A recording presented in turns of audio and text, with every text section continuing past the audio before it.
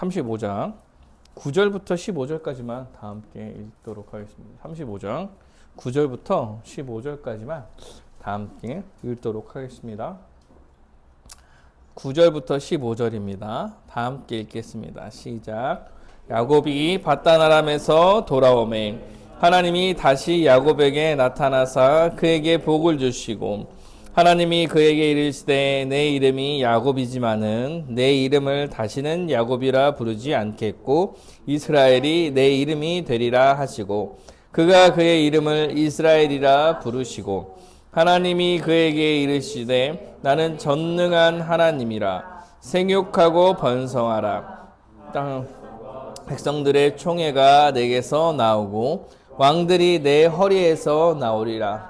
내가 아브라함과 이삭에게 준 땅을 내게 주고 내가 내 후손에게도 그 땅을 주리라 하시고 하나님이 그와 말씀하시던 곳에서 그를 떠나 올라가시는지라.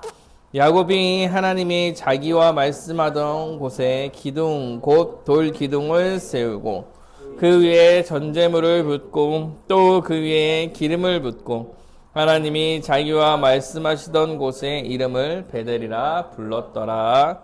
아멘. 예. 지난주에는 야곱의 약간 변화된 모습을 좀 살펴봤습니다. 야곱이 약간 그렇게 변화된 삶을 많이 보이진 않아요. 그래서 오랜만에 변화된 모습이 조금 보였죠. 약복강 사건 이후로 이제 야곱은 여호와를 만나고 그 이름을 변화시켜 주신 그 여호와에게 기대어 말씀에 기대어 에서를 맞대하게 되는 이야기를 지난주에 나눴습니다. 예수 그리스도를 만나 존재가 변화되어서 이제 여호와를 맞대하여 자기의 죄를 돌이키고 또한 에서의 간청에도 불구하고 여호와의 말씀에 순종하기 위한 가나안의 행을 택했죠. 이게 약간 큰 모습으로 보면 신앙, 믿음이 있는 사람들의 모습, 또 예수를 만나고 변화되는 삶의 모습이라고 좀 살펴볼 수 있을 것이다. 이런 얘기를 좀 했었어요. 복음을 듣고 예수님을 맞대하면 이제 자신이 죄인임을 인식하고 회개하고 돌이키고 또한 그에게 순종함으로 나아가는 것, 이런 것이 신자의 모습이며 믿음을 가진 자의 모습일 거예요. 야곱은 에서가 가자고 하는데 에서가 사는 곳이 가나안 땅이 아니었기에 그것을 돌려 우회로 거절하고 이젠 가나안 땅에 머무려고 합니다. 그리고 오늘 본문이 그 이후에 시작이 되는 건데요. 사실 33장 18절부터 오늘 본문은 좀 시작한다고 봐야 돼요. 38장 18절부터 20절까지는 약간 앞뒤를 좀 이어주는 얘기입니다. 18절부터 20절에 33장의 스토리로 이야기하면 약간 가나안 땅에 머무르게 되는 거지만 사실 뒤의 이야기로 본다면 아직 목표를 달성하지 못하고 한 곳에 머문 게 되거든요. 오늘 34장, 35장을 볼 건데 이야기는 아주 지금 길죠? 34장, 35장을 같이 볼 거니까. 그런데 메시지는 약간 단순합니다. 단순하고 내용들을 잘 살펴봐야 되기 때문에 하나하나 내용을 살펴보면서 오늘 이 말씀을 통해 여호와께서 우리에게 하실 말씀이 무엇인지에 대해서 좀 알아보도록 하겠습니다. 34장에 보면 이제 야곱의 딸 디나가 등장합니다. 야곱의 딸 디나가 등장해요. 레아가 야곱에게서 낳은 딸 디나가 그 땅의 딸들을 보러 나갔더니 이제 이들이 어디 머물냐면 지금 세겜 땅에 머무르고 있죠. 세겜 땅에 머무르고 있어요. 자, 약간 설명을 해드리면 이 전에가 숫곳에 있다가 가나안으로 들어간 거, 세겜 땅으로 들어간 거. 요단강이 있었고 요단강을 건너서 세겜으로 들어간 거야. 그 전에 요단강에 자녀들이랑 아내들만 건너게 하고 자기 안 건넜다가 다시 건너서 있다가 세겜으로 들어가는 거예요. 세겜은 가나안 땅의 북쪽에 위치해 있는 땅이에요. 북쪽에 위치해 있는 땅. 그곳에서 머물러서 지금 디나가 그곳에 세겜 땅에 딸들을 보러 밖으로 나가는 거예요. 집에서부터 밖으로 나가는 거예요. 놀러 나간 거죠. 근데 아주 큰 사건이 하나 벌어집니다. 히위 족속 중에 하몰의 아들, 그 땅의 추장이에요. 추장이면 좀 지위가 있는 거죠. 추장인 세겜이, 이 세겜은 사람 이름입니다. 지금 지명과 사람 이름이 같은 거예요. 사람 이름이 같은 거예요. 뭐 우리도 그 동네 이름을 이름으로 지는 사람들이 좀 있어요. 옛날에 그 연예인이 그랬다고 하던데. 그래서 뭐 런던, 김런던 막 그렇대요. 코비 브라이언트가 그러네. 코비 브라이언트 이름이 고베죠. 고베. 모르죠. 고베에서 태어났다고 이름이 코비예요. 코비. 그러니까 지역 이름을 그냥 사람 이름으로 단 거예요. 단 거. 그래서 세겜이 디나를 보고 강간해서 욕되게 했어요. 아주 큰 일이 벌어진 겁니다. 근데 야곱과 야곱의 그 가족들은 지금 세겜 땅에선 외부인이죠. 외부인. 세겜 땅에 머물러 살던 사람들이 아니고 세겜 땅으로 들어와서 살던 사람들이에요. 그런데 그 세겜이 그 디나를 진짜 사랑한 것 같아요. 진짜 사랑한 것 같죠? 그래서 위로합니다. 위로해요. 3절에 그 마음이 깊이 야곱의 딸 디나에게 연연하며 그 소녀를 사랑하여 그의 마음을 말로 위로합니다. 이상한 얘기죠. 예. 이상한 애죠. 예. 강건에 욕보이고 위로해요. 사랑한대. 연연하면서 욕보이고 위로합니다. 그래서 그의 아버지 하몰에게 청하여서 내가 이 소녀를 디나를 아내로 맞이하고 싶습니다. 이렇게 얘기하는 거예요. 네. 얻게 하여 주셔서 내 아내로 얻게 하여 주셔서 이렇게 이야기하죠. 그래서 하몰이랑 세겜이랑 이제 디나를 얻기 위해서 야곱에게 가는 내용들이에요. 그래서 야곱에게 갑니다. 야곱에게 가요.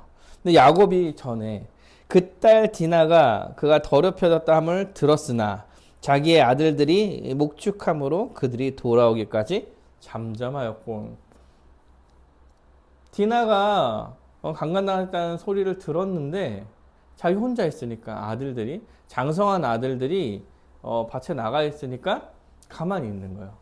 여러분, 이런 일은 사실 거의 없어요. 거의 없어요. 아버지가 딸 자식이 이렇게 했을 때 가만히 있는 경우는 없죠. 그런 일은 별로 없어요. 그런데 잠잠했어. 왜 그랬을까요? 자기 혼자 가봤자 죽을까 생각한 거예요. 자기의 목숨이 지금 더 소중한 상태인 거예요.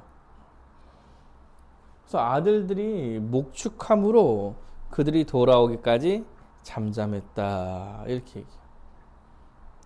야곱의 아들들이 들에서 듣고 돌아와서 근심하고 심히 노하였습니다. 화가 많이 났던 거죠. 형제들이. 왜?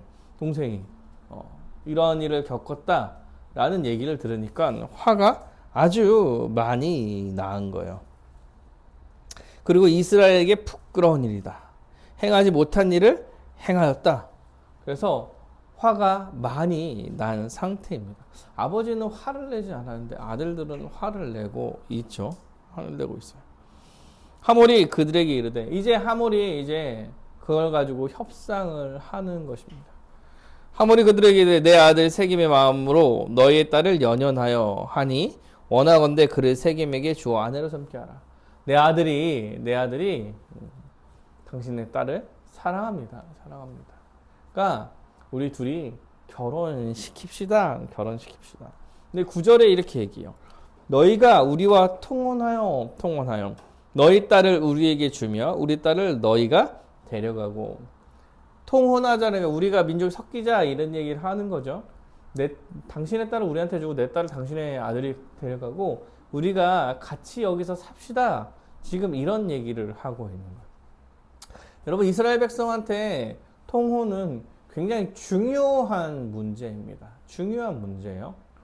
여러분, 야곱도 그렇고 이삭도 그렇고 지금 야곱이 어디야? 바단 아람에 갔다 온 이유 중 하나가 뭐예요? 자기 민족과 결혼하려고 한 거예요. 결혼이 아주 중요한 문제예요. 다른 민족이랑 결혼을 한다는 것 자체가 지금 사실은 이게 없는 일이야. 통혼하자 이렇게 얘기해요.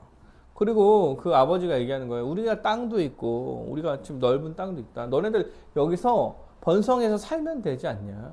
그리고 우리가 같이 지내자. 마음껏 우리랑 결혼을 하게 되면 너네가 이 땅에서 마음껏 살 수 있지 않냐. 그리고 세겜이 추장이야. 아주 지위도 있고 권력도 있죠. 지금 이방인으로서 살다가 가나안 땅의 한 백성과 민족으로 살 수 있는, 어떻게 보면 기회가 생긴 거예요. 기회가 생긴 거죠. 그리고 또 12절에 보면 이렇게 얘기합니다. 이 소녀만 내게 주어 아내가 되게 하라. 아무리 큰 혼수와 예물을 청할지라도 너희가 내게 말한 대로 주리라. 혼수를 어떤 것을 요구하든 다 주겠다. 딸만 달라. 이렇게 이야기하는. 하몰이 사실은 거절하기 어려운 제안을 하고 있는 거예요. 왜냐하면 이방인으로서 사실 야곱의 자녀들과 자식들이 그곳에서 살아가는 게 쉽지 않았을 거예요. 근데 이 모든 것을 다 타게 해주겠다. 그리고 원하는 만큼 다 주겠다. 이렇게. 그러니까 이런 제안은 뭐 세상적 관점에서 보면은 되게 나쁜 제안은 아니에요. 그래서 그런 제안을 받습니다. 그런데 13절에 보면 이런 얘기 나와요. 야곱의 아들들이 세겜과 그의 아버지 하몰에게 속여 대답하였으니. 야곱의 아들들이 이제 세겜과 하몰을 속였어. 당장 맞대할 수는 없는 것 같고 통혼할 수도 없다고 생각하는 거지, 그 아들들이. 그래서 꾀를 내는 거야. 왜? 저들이 우리 동생 누이를 더럽혔다. 우리는 복수해야겠다. 이런 생각을 가진 거죠. 그래서 제안을 하나 해. 어떤 제안을 하냐면, 니네 민족이, 니네 그 성 안에 있는 모든 사람들이 그러면 할례를 받아라. 우리는 할례를 받지 않은 사람과 결혼하지 않는다. 할례를 받으면 결혼하겠다. 이렇게 거짓으로 이야기합니다. 분명히 13절에 속여서 이야기했다 이렇게 나오기 때문에 이 제안들은 거짓말이에요. 그들이 할례를 받아도 결혼을 하지 않을 거야. 결혼을 하려는 목적이 없는 거죠. 그러면 이렇게 하는 이유가 무엇인가? 할례를 받으라고 한 이유는 뭐냐라고 얘기하면 뒤에 좀 쭉 잘 나타납니다.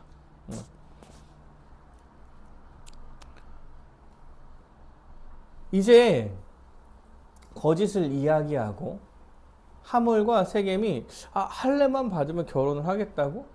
근데 이제 본인들만 받으면 되는 게 아니라 그 민족 전체가 받아야 되잖아. 그러니까 와요. 그리고 자기 민족을 설득합니다. 설득해요. 근데 설득하는 내용이 되게 재밌어요. 되게 재밌습니다. 아까는 야 너네들 이 땅에서 살고 좋지 않아? 우리 같이 잘 살자 이렇게 얘기했는데 지금 어떻게 하냐면 야 걔네가 잘 살아. 부자야. 우리 다 할례 받고 걔네랑 이렇게 결혼하면 걔네 재산도 다 우리 거야. 우리 거. 야 그러니까 우리 다 할례 받자. 이렇게 자기의 민족의 백성들을 설득을 합니다. 그러니까 사실 세겜과 하몰도 그 자신들의 말에 진실이 막 담겨 있지는 않은 거예요. 여러분 근데 이게 막 우리가 세상에 살아가는 어떤 모습이랑 비슷하죠. 비슷해요. 야, 다 줄게. 이렇게 속으로는 아 저거 재산도 다 우리 게 되겠구나.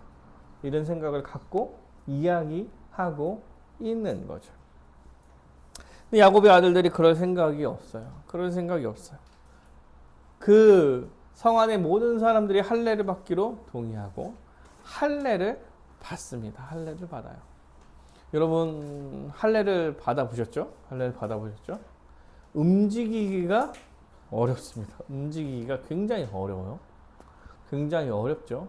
바로 서 있기도 어렵고 이때 이제 첫째 르우벤과 시므온과 레위가 가서 그 민족을 다 죽입니다. 죽이는 거예요. 복수하기 위하여서 그들에게 거짓으로 얘기하고 그들을 모두 죽이는 거예요. 여러분 충분히 가능하겠죠? 다 할례 받고 쓰러져 누워 있는데 칼로 가서 찌르기만 하면 돼요. 도망도 못 가. 다 죽입니다. 다 죽여요. 그리고 죽이고 끝이 아니죠. 29절에 보면 28절부터 보면 그들이 양과 소와 나귀와 그 성읍에 있는 것과 들에 있는 것과 그들의 모든 재물을 빼앗으며 그들의 자녀와 그들의 아내들을 사로잡고 집 속의 물건들을 다 노략한지라 이렇게 이야기합니다. 그러니까 사실 이들은 복수만 한 거는 아니에요. 복수만 한 건 아니죠. 여러분 복수만 했다고 생각하면 보통 어떻게 할 것 같냐면 더러워서 안 갚겠다고 얘기하지 않을까? 진짜 화가 난 상태로 죽였다면 근데 그러지 않고 다 죽이고 다 하고 아이까지 그 자녀들 다 아내들도 집 속의 물건들 다 노력한 거야. 노력했어. 다 가지고 왔다. 이렇게 이야기합니다. 할례를 가지고 속이고 복수해서 죽이고 물품도 빼앗아 옵니다. 여러분 이게 이렇게 쓴 단어들이 굉장히 잔인한 단어들이에요. 잔인한 일을 해온 것입니다. 해온 거예요. 그러니까 사실 시므온과 레위가 한 일이 잘못한 것에 대한 심판을 한 것도 아니야. 어떻게 보면 자기들이 원하는 재산도 다 갖고 온 거죠. 그런데 야곱의 반응이 재밌습니다. 야곱이 이렇게 합니다. 야곱이 시므온과 레위에게 이르되 너희가 내게 화를 끼쳐 나로 하여금 이 땅의 주민 곧 가나안 족속과 브리스 족속에게 악취를 내게 하였도다. 나는 수가 적은즉 그들이 모여 나를 치고 나를 죽이리니 그러면 나와 내 집이 멸망하리라. 이렇게 얘기해요. 여러분 야곱에게는 지금 디나에 대한 걱정은 하나도 없어요. 디나에 대한 걱정은 한 개도 나타나 있지 않습니다. 시므온과 레위가 복수한 일을 가지고 너네 때문에 지금 내가 죽게 생겼구나 이렇게 얘기하는 거예요. 여러분 이게 왜 그러냐면 족장 사회이기 때문에 그 가나안 땅에 여러 족속들과 족장들이 다 족속 민족들이 있을 거예요. 근데 그래도 동네가 되게 커서 막 지금처럼 막 발달되어 있지 않는다 하더라도 소문이란 게 날 거 아니야, 날 거 아니야. 얘네가 이렇게 속여서 그 민족을 다 죽고 다 빼앗았다. 그러면 그 옆에 있는 사람들 어떻게 했어? 아, 저네들은 저 민족, 야곱 그 가족들은 다 죽여야겠구나. 이런 생각을 가지게 될 거라고 말하는 거야. 그래서 내가 죽게 됐어. 얘네들이야 뭐 좀 작아서 어떻게 해서 뭐 싸웠다 했지만 그 옆에 있는 모든 사람들이 다 우리를 적으로 생각하고 우리를 죽이러 올 텐데 어떡하냐 내 집이 멸망했다 이렇게 얘기해. 야곱은 디나의 안위는 아무 상관없고 자기 목숨만이 지금 중요한 거야. 그러니까 시므온과 레위가 또 거기다가 아버지한테 또 얘기합니다. 반문합니다. 그러면 우리 누이를 창녀같이 대우함이 옳습니까? 여러분, 시므온과 레위는 진짜 오직 디나 때문에 움직인 건가요? 제가 생각하기에는 오늘 본문에선 그래 보이지는 않아요. 하나의 핑계죠, 핑계. 물론 복수도 있고, 근데 복수도 잘한 게 아니야. 그렇게 사람의 목숨을 하찮게 여겨서 죽이는 것도 잘한 것은 아닌데, 사실 나중에 이 일로 인해서 야곱이 그 재산 분배할 때 시므온과 레위는 이 일로 인하여서 1차 심판을 받습니다. 여호와 하나님께 이 일에 대해서 언급해요. 나중에 보면. 그러니까 사실 잘한 일이 아니에요. 이게 하나의 큰 사건으로 34장에 있는 일인 것입니다. 지금 오늘 본문에서 여러분 되게 특이한 게 있어요. 특이한 게 뭐가 있냐면 여러분 오늘 본문에 하나님이 등장하지 않습니다. 하나님이 등장하지 않아요. 하나님이 없는 야곱의 삶을 지금 보이고 있는 것입니다. 여러분 이제부터 좀 설명을 좀 해야 될 것 같은데 18절부터 20절에 지금 이들이 세겜에 머물어서 하몰로부터 이제 땅을 샀죠. 밭을 샀죠. 밭을 사고 그곳에 머물기로 결정을 한 거예요. 앞에 얘기를 봤을 때 에서의 청을 거절하면서 가나안으로 들어갔을 때는 괜찮다 이렇게 이야기할 수 있는데 사실 야곱은 세겜에 머물면 안 되는 사람입니다. 어디까지 가야 되면 저 밑에 베델까지 갔어야 돼요. 그게 세겜은 가나안 땅의 북쪽에 있는 지역이고 베델은 남쪽에 있는 지역이에요. 왜 베델로 갔어야 하냐면 여러분 28장 17절부터 22절에 보면은 야곱이 그 에서를 피해서 도망갈 때 여호와 하나님께서 야곱에게 나타나시고 사닥다리를 막 보여주시고 야곱이 이곳이 여호와가 계시는 여호와의 집이구나 라고 이야기하면서 이제 서원을 하게 됩니다. 28장 21절 22절에 서원을 뭐라고 얘기하냐면 내가 평안히 아버지의 집으로 돌아가게 하시오면 여호와께서 나의 하나님이 되실 것이요 내가 기둥으로 세운 이 돌이 하나님이 집이 될 것이며 하나님께서 내게 주신 모든 것에서 10분의 1을 내가 반드시 하나님께 드리겠나이다 이렇게 말합니다.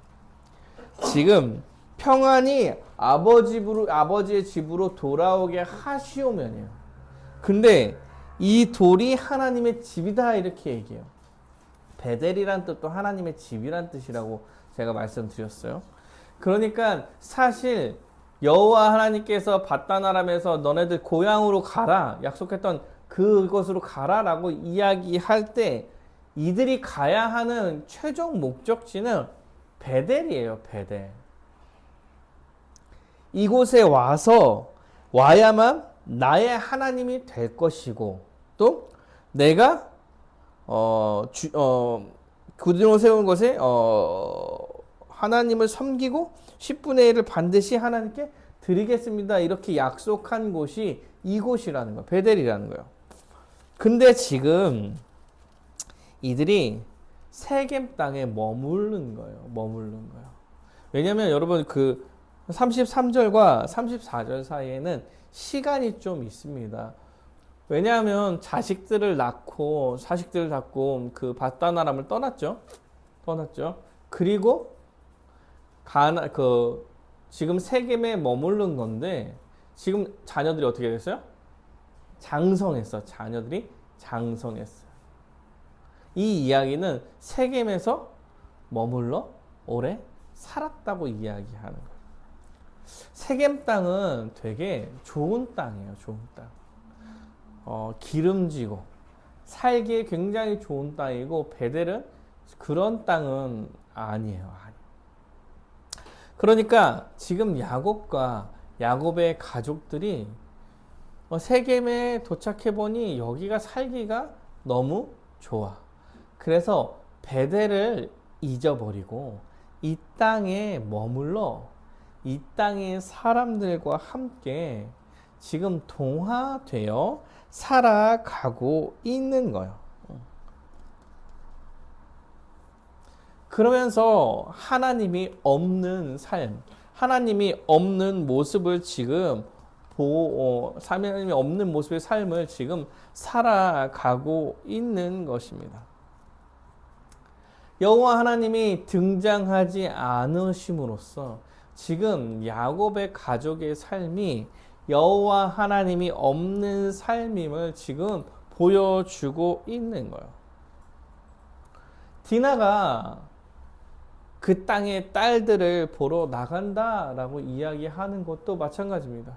그 땅의 딸들이 어떻게 살아가는지 보고 그들과 같이 살아가려고 했던 것이죠. 그들의 딸들을 기준으로 동화되려고 하는 거예요. 그 땅의 사람들이요, 이제 우리 통혼하자. 결혼할 때가 있으니까 통혼해서 우리 같이 살자. 어차피 니네나 우리나 지금 여기서 같이 비슷하게 살아온 거 아니냐. 지금 통혼하자고 이렇게 나타나는 것 자체도 마찬가지입니다. 하나님의 백성인 니네와 우리가 사실 별반 다르지 않더라. 니네 사는 모습이나 우리 사는 모습이 비슷하더라. 니네 그냥 여기서 머물러 살아라. 이런 식으로 이야기하고 있는 거예요. 사랑하는 여러분, 그 세겜이 디나가 매력적으로 보인 거잖아. 디나가 매력적으로 보이잖아요. 네. 보통 여러분 되게 매력적으로 보이지 않을 가능성이 굉장히 커요. 근데 매력적으로 보이는 거예요. 비슷한 거야. 그 동네 사람들이랑. 야곱은 더 이상하죠. 더 이상해졌어요. 딸을 지켜낼 생각과 가족을 지켜낼 생각을 하지 않아요. 자기 목숨만 걱정하고 있죠. 가장으로서 만약에 자기의 자녀들이, 아들들이 잘못을 했으면, 여러분 복수하면서 물건을 뺏어왔잖아? 그러면 신앙적으로나 도덕적으로 그들이 저지른 일에 대해서 책망하고 그들을 다스려야 했는데,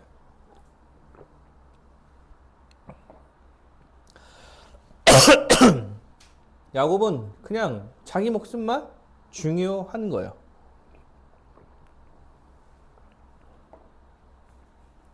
두 아들은 어떻습니까? 두 아들은 복수를 하기 위해서, 잠시만요.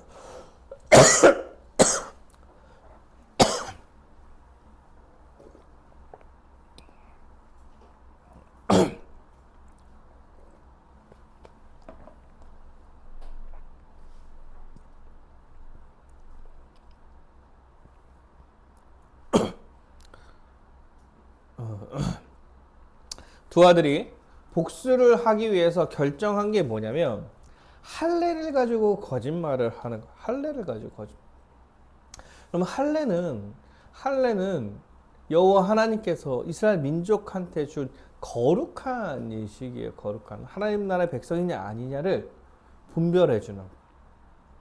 그런데 그 아들들이 그 할례를 가지고 거짓말을 해서 사람을 죽인 거예요. 세겜과 그 땅의 족속들을 죽이고 재산을 약탈하고, 이게 할례로 하는 거예요. 할례로. 그러면 할례에 대한 지식과 할례가 얼마나 거룩한 것인지에 대한 것이 이 자녀들이 알지 못하고 있는 거예요. 야곱은 그러한 이야기를 자녀들한테 사실 하지 않았던 거죠. 여호와 하나님의 백성들이 여호와가 없는 삶의 모습으로 죄가 아주 가득한 삶을 살았던 것입니다.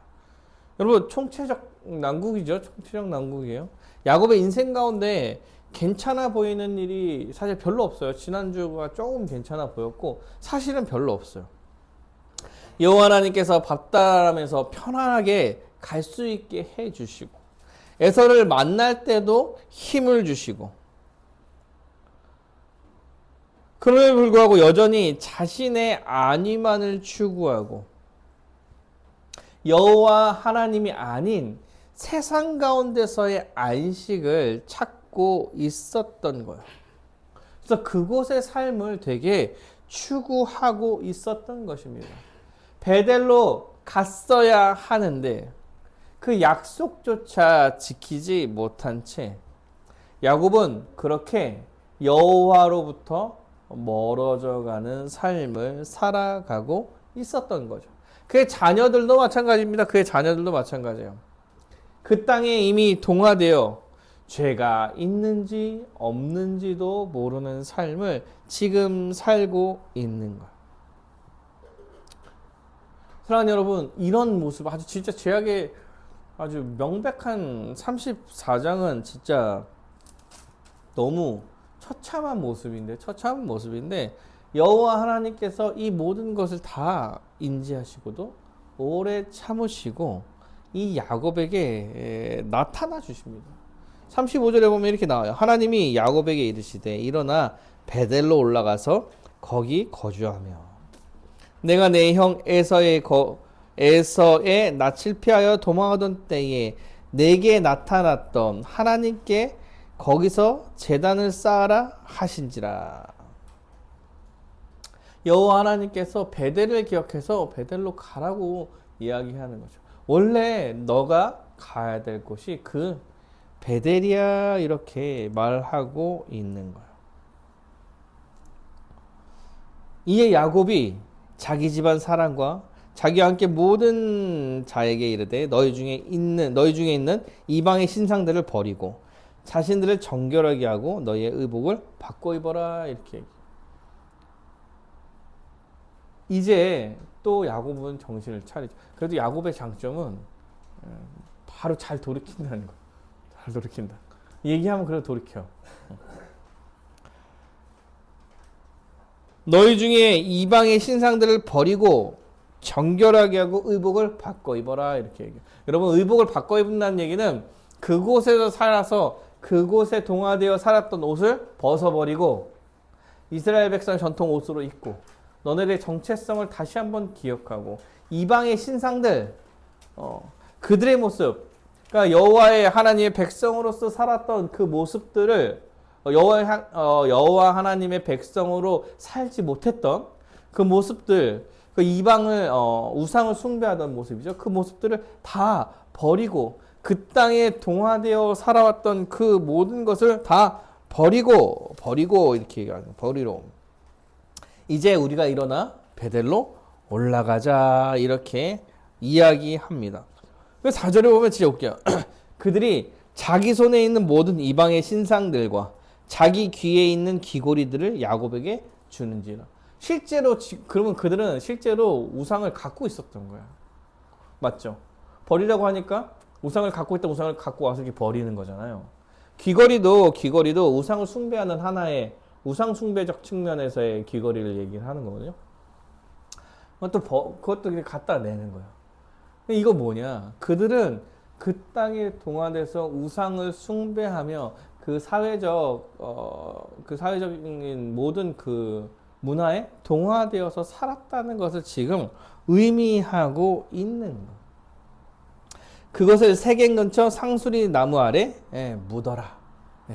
그곳에 묻고 이제 그곳의 문화와 따라왔던 그 신상들과 우상 숭배들을 다 그곳에 묻고 여호와 하나님께로 떠나자 이렇게 말하고 있는 것입니다. 당시에는 그거요. 사실은 분별하기가 되게 편해요. 돈을 추구한다. 나는 돈을 되게 사랑해. 그러면 돈을 섬겨요. 돈을 섬기는 우상이 있어요. 우상. 그럼 그걸 섬겨요. 그러니까 그걸 섬기면 얘는 돈을 중요하게 생각하구나. 풍요로의 우상을 섬기고 이걸 중요하게 생각. 이게 완전히 다 드러나는 시대예요. 다 드러나는 시대. 그래서 그 신상과 그가 섬기는 게 같죠. 지금 약간 훨씬 어려워요. 지금은 우리가 뭐 명예를 아주 중요하게 생각한다. 명예의 신상을 딱 섬기지 않잖아. 근데 그때는 아주 명확하게 드러난 시대입니다. 그래서 그들이 떠났습니다. 떠났어요. 5절에 보면 그들이 떠났으나 하나님이 그 사면고울들로 크게 두려워하게 하셨으므로 야곱의 아들들이 추격하는 자가 없었더라. 여호와 하나님께서 그 야곱의 집안의 사람들을 보호하시는 거죠. 진짜 거지 같고 막 그랬는데도 보호하세요. 다시 순종해서 떠난다고 이야기하는 그 민족을 보호해서 다른 민족들이 공격하지 못하도록 보호하고 이제 그들은 베델로 가서 제단을 쌓게 되는 9절에 보면 이렇게 나옵니다. 야곱이 밧단 아람에서 돌아오매. 이제서야 돌아왔다 이런 표현을 사용해요. 세겜에 있을 때 돌아왔다는 표현을 사용하지 않아요. 이제서야 가나안에 약속했던 땅에 들어온 거예요. 그러니까 갔어야 되는데 야곱은 그러지 못하고 있었던 것이요. 세겜에서의 삶이 너무 좋았던 거야. 세겜이 주는 뭐 풍요로움과 즐거움과 그들의 문화와 그곳에서 같이 살아가는 게 아주 좋았던 거지. 안정적이었을까? 그런데 그곳이 목적지가 아니었어요.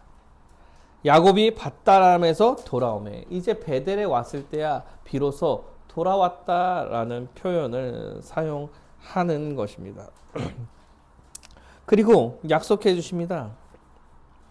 이제 다시 야곱이라 부르지 않고 이스라엘이라 부르며 생육하고 번성하고 아브라함과 이삭에게 주겠다고 한 그 땅을 너와 내 자손에게 주리라.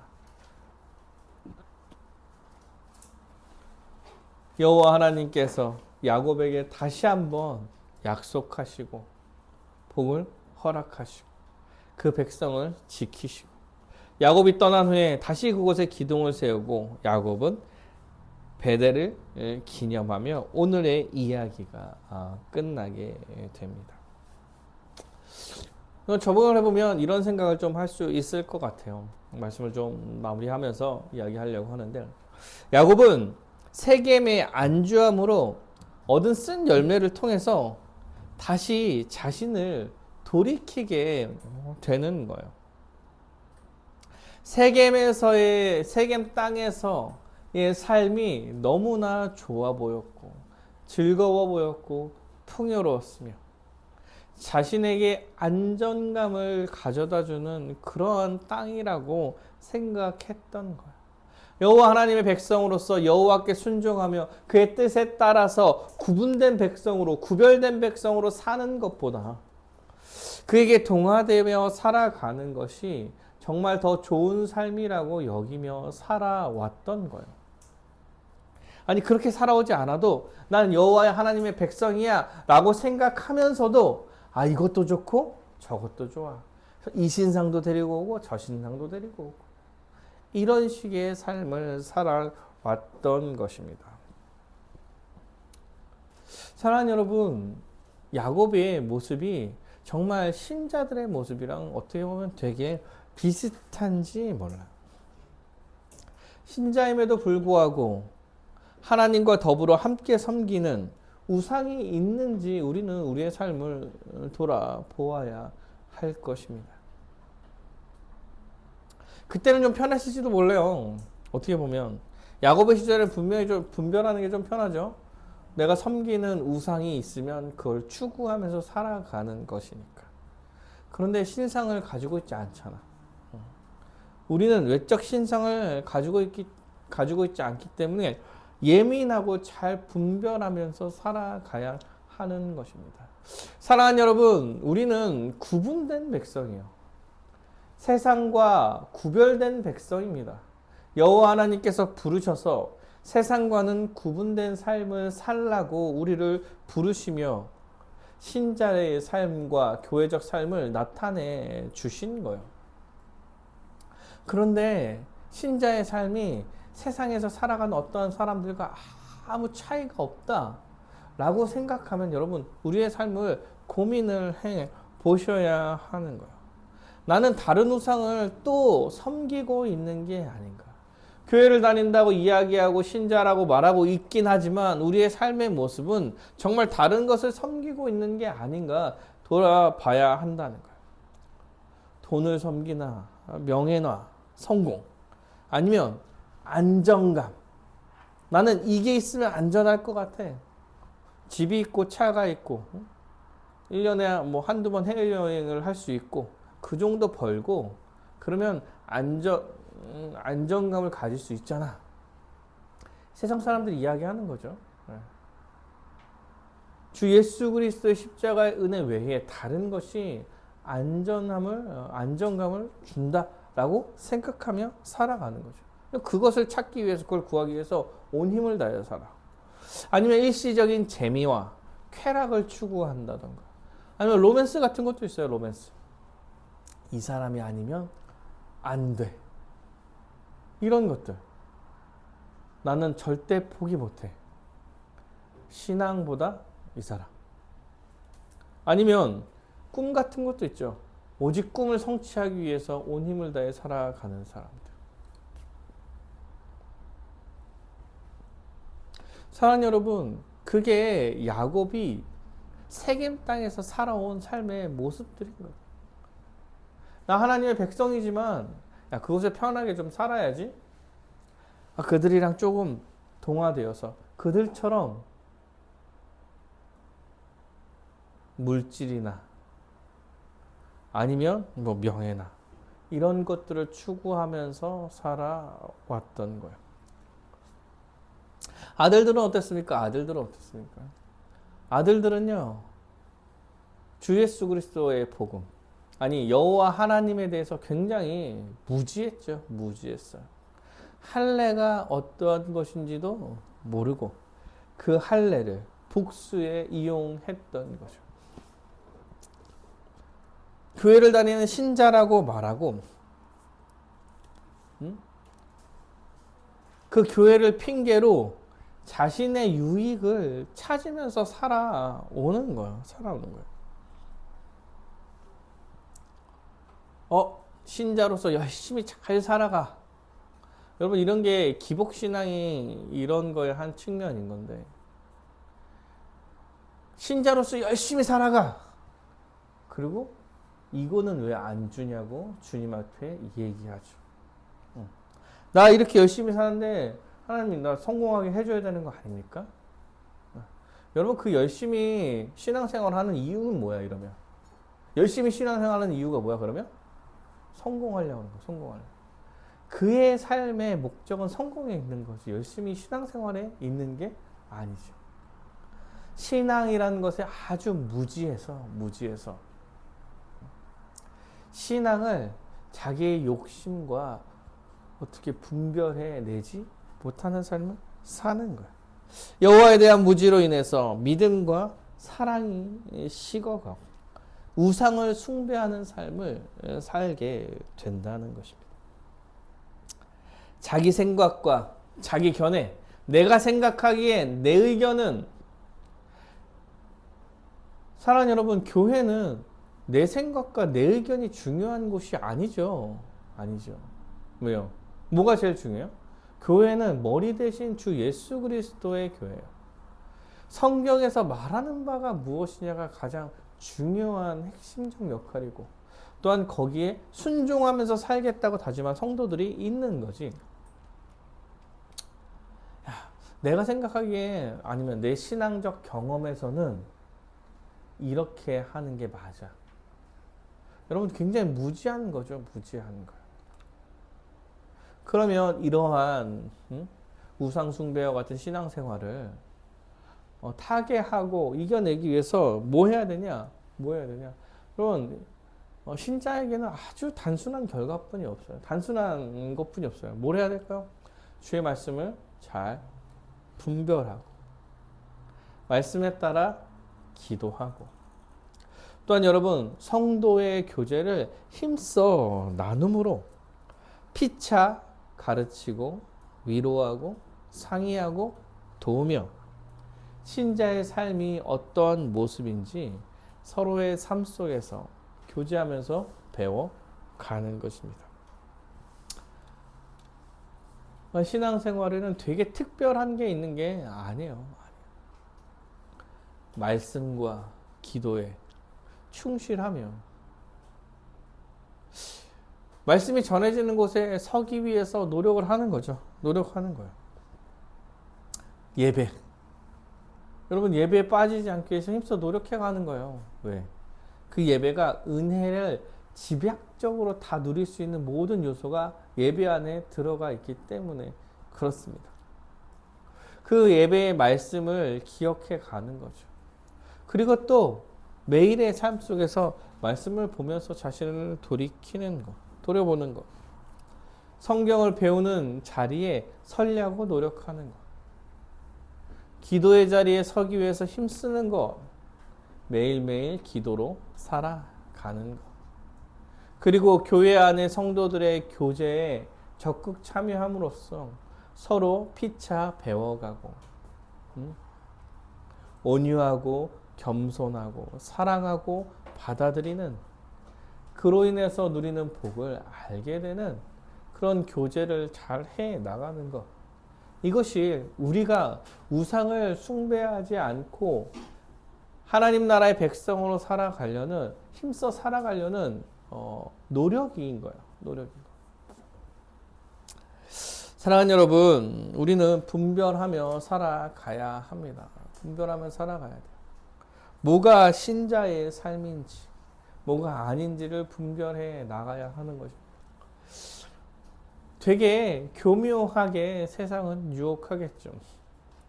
그리고 그 교묘한 유혹에 우리는 넘어질 거고, 그럴 때마다 더 십자가를 바라보고, 더 주님이 우리에게 바라는 것이 무엇인지 기억하고, 기도하며 분별해서, 힘써 분별해서 살아가는 여러분이 되시기를 간절히 바라겠습니다.